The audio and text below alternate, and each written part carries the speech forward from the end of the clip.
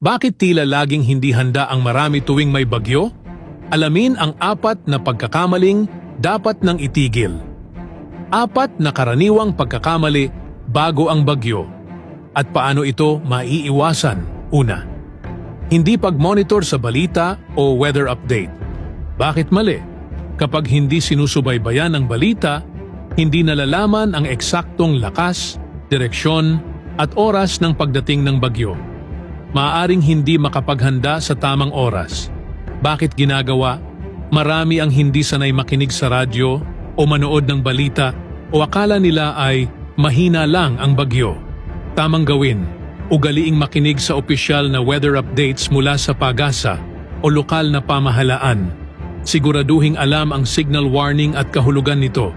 Pangalawa, pagpapabaya sa paghahanda ng emergency supplies. Bakit mali? Kapag walang nakahandang pagkain, tubig, flashlight, baterya, gamot, at iba pa, mahihirapan sa panahon ng emergency, lalo na kapag nawalan ng kuryente at tubig. Bakit ginagawa?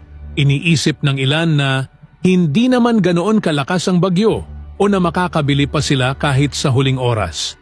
Tamang gawin, ihanda na agad ang go bag na may laman na importanteng gamit tulad ng dilatang pagkain, tubig, first aid kit, flashlight, extra batteries, power bank, at importanteng dokumento.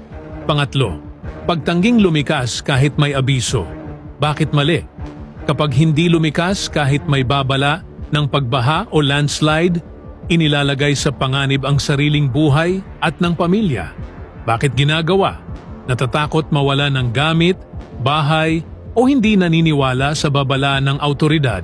Tamang gawin, sumunod agad sa evacuation order ng lokal na pamahalaan.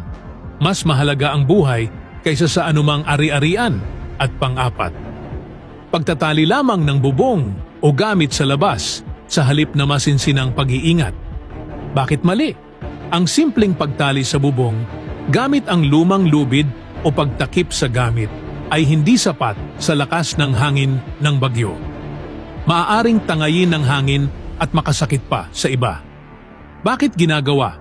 Minsan ay kulang sa kaalaman o kakulangan sa resources para maayos ang bahay.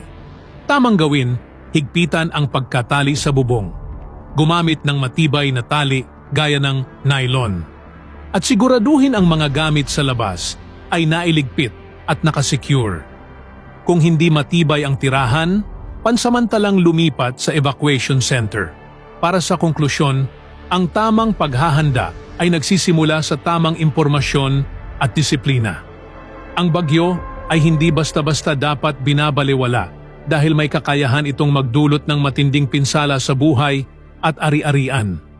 Makinig sa mga babala, maghanda ng emergency kit, isecure ang bahay at mga kagamitan at lumikas kung kinakailangan.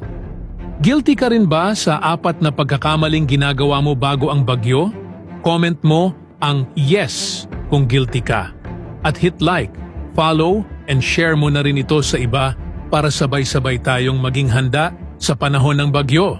See you sa next video.